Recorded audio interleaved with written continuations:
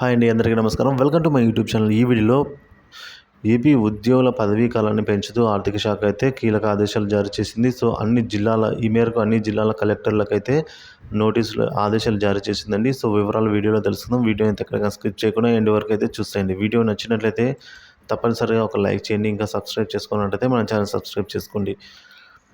ఆంధ్రప్రదేశ్లోని రాష్ట్ర స్థాయి, జిల్లా స్థాయి ప్రభుత్వ కార్యాలయాల్లో కాంట్రాక్ట్ బేస్ పైన విధులు నిర్వహిస్తున్న ఉద్యోగులకు ప్రభుత్వం శుభవార్త చెప్పింది.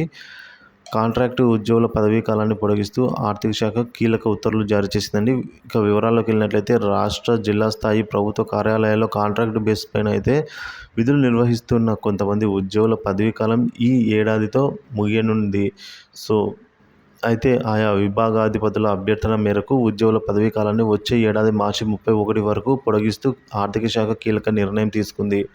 దీంతో కాంట్రాక్ట్ బేస్ పైన విధులు నిర్వహిస్తున్న ఉద్యోగులు మరో సంవత్సరం పాటు యథావిధిగా అయితే విధులు నిర్వహించి జీతం తీసుకునే వెసులుబాటు అయితే ప్రభుత్వం కలిగించింది. సో ఇది అందరి ఉద్యోగులకి కాదండి. సో ఎవరైతే కాంట్రాక్ట్ బేస్ పైన ఉద్యోగులు ఉన్నారో వారిలో కొందరికి అయితే పదవీ కాలం అయితే ఈ ఏడాది ముగిసిపోయిందండి. సో ఈ ఏడాది ఏప్రిల్తో ముగిసిపోవడంతో కానీ ఆయా విభాగాధిపతుల అభ్యర్థన మేరకు మరొక ఏడాది వరకు, అంటే వచ్చే సంవత్సరం మార్చి 31 వరకు అయితే వాళ్ళు పని చేసుకునే వెసులుబాటు కనిపించింది.